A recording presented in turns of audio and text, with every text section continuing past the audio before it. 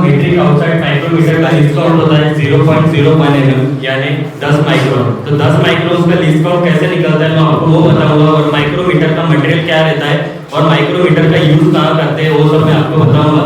सबसे पहले बताऊंगा मीट्रिक आउटसाइड माइक्रोमीटर का लीस्ट काउंट 10 माइक्रोन वो कैसे निकलता है। आप जो ये देखेंगे यहाँ पे जो स्लीव है, ये स्लीव के ऊपर में 25 मार्किंग की हुई रहती है, 0 से 25 तक। ऊपर में उसके अपर साइड में मार्किंग की रहती है। ये ऊपर में जो लाइन रहती है ये रहती है 1 mm के डिस्टेंस में, और नीचे में जो लाइन रहती है ये रहती है आधा mm के डिस्टेंस में। और ये थिम्बल, इस पार्ट को बोलते हैं थिम्बल। तो थिम्बल पे रहती है 0, यहाँ से 0 शुरू होता है। तो थिम्बल पे जो टोटल मार्किंग रहती है वो 50। तो इसका लीस्ट काउंट इस तरह से निकलता है कि ये जो प्लेटर की जो लाइन है यहाँ पे, इसका जो पिच रहता है, इसके अंदर एक स्पिंडल रहता है, उसके अंदर जो पिच रहता है स्क्रू लगा रहता है, उस स्क्रू का पिच रहता है 0.5 mm यानी 500 माइक्रोन उसका पिच रहता है। हम अगर इस 0.5 mm की वैल्यू को इस थिम्बल पे टोटल 50 मार्किंग्स रहते हैं, उस 50 मार्किंग से अगर हम डिवाइड करेंगे 0.5 को अगर 50 से डिवाइड करेंगे तो इसका आंसर निकलेगा हमारा 0.01 mm। ये निकलता है least count metric outside micrometer का। मीट्रिक यानी सिर्फ mm में होती है, इंच यानी फिटिक्स होता है। आपको इसके पार्ट्स के नाम बता देता हूँ पहले। ये पार्ट्स का नाम है, इसको बोलते हैं फ्रेम। ये बना रहता है ड्रॉप फोर्स स्टील का। उसके बाद में रहते हैं यहाँ पे ये स्पिंडल रहती है, स्पिंडल के सामने में लगे रहते हैं एंगल। ये एंगल रहते हैं कार्बाइड टिप के। कार्बाइड के इसलिए बनाए जाते हैं ताकि वो मेजरिंग करते समय हमारी लॉन्ग लाइन दे सके, वो जल्दी घसते नहीं है कार्बाइड के टिप, इसलिए उसको कार्बाइड के टिप लगाए जाते हैं। उसके बाद में यहाँ पे अपनी बैरल, यहाँ पे मार्किंग रहती है 0 से 25 mm।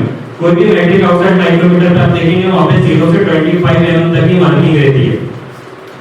उसके बाद में ये थिम्बल, थिम्बल पे रहती है 50 mm तक की मार्किंग, यानी 50 लाइंस रहती है वहाँ पे। हाँ बड़ा आगे नहीं बड़ा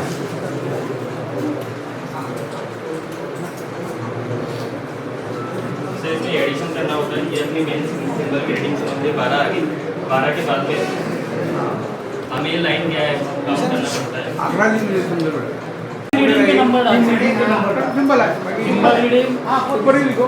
ये सारे सिंबल डिवीजन किए थे 12 mm। ये सिंबल डिवीजन में 12 mm आता है। उसके बाद में नीचे सब डिवीजन रहता है, ये 0.50 mm इसका वैल्यू रहता है। ये सब डिवीजन में आएगा तो प्लस करेंगे 12.00। उसके बाद में सिंबल में प्लस करेंगे 0.50, क्योंकि यहाँ पे आप नीचे वाली लाइन देख रहे हैं। अगर नीचे वाली लाइन नहीं दिखेंगे तो उसमें 50.50 mm प्लस। इसका पहला प्रकार होता है प्रॉपर फ्रैक्शन। और प्रॉपर फ्रैक्शन मतलब क्या? तो प्रॉपर फ्रैक्शन में क्या होता है, मैं थोड़ा ही लिखा, मेरे हाथ दुखते।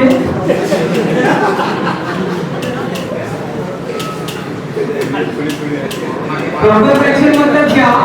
तो उसका जो होता है डिनोमिनेटर बड़ा होता है और न्यूमरेटर छोटा होता है। जैसे कि ये 7/4, तो इसमें क्या है न्यूमरेटर। न्यूमरेटर मतलब कौन सा? ऊपर वाला। सबको पता रहना चाहिए, मैं किसी को भी उठा सकता, ठीक है।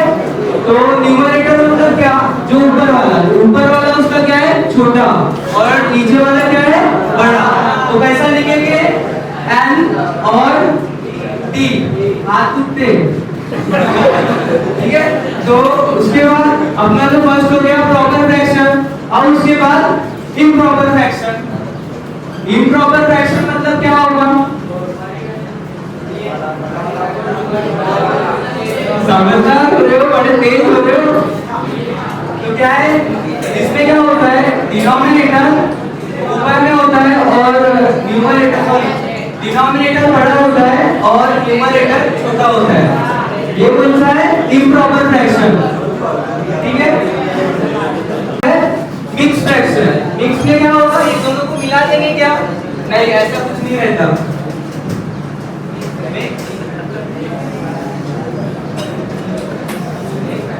मिक्स फ्रैक्शन में क्या होता है? एक नंबर सामने लिखते, वो क्यों लिखते हैं वो भी बताऊंगा।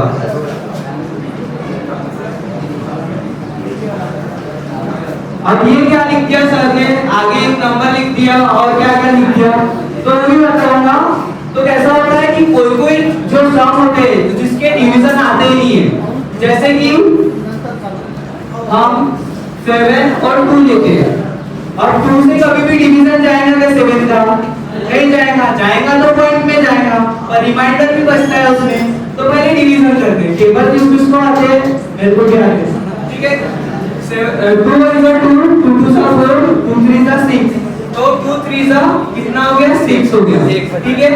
तो बच्चा रिमाइंडर कितना, 1। अब इसको मेरे को लिखना इसमें फ्रैक्शन में लिखना है, तो हम लोग कैसे लिखेंगे, मिक्स फ्रैक्शन में लिखेंगे, ठीक है। तो मिक्स फ्रैक्शन में कैसे लिखेंगे, तो हमारा कैसा होता है, जो क्वोशिएंट होता है वो, अब इसको अगर फ्रैक्शन में, ये पहले फ्रैक्शन में था ना, देखो कैसे 7/2 के फ्रैक्शन में था ये स्टार्टिंग से, इसी को डिवाइड किया हम लोगों ने, तो 7/2 के फ्रॅक्शन में कोणी मला सांगेल तर कम्युनिकेशन म्हणजे काय?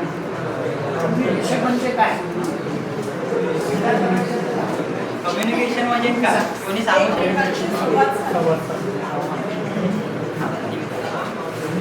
इंग्लिश मध्ये सांगा तर मराठी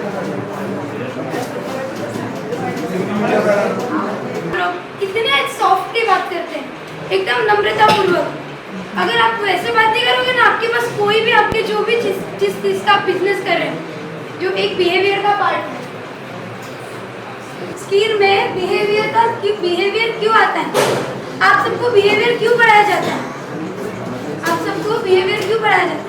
क्योंकि आप सब में बिहेवियर है ही नहीं, बिल्कुल मिसबिहेवियर। यहाँ पर कोई ऐसे बैठा है, कोई ऐसे बैठा है। आप जब कंपनी में जॉब करोगे या आप बिजनेस डालोगे, आप क्या ऐसे बैठोगे या आप ऐसे करोगे, या फिर कोई आपके सामने कुछ बोल रहा है तब इस तरह आपको अपने आप को प्रेजेंट करना आना चाहिए, अपनी पर्सनालिटी को डेवलप करना चाहिए आप लोगों ने। और सब बिहेवियर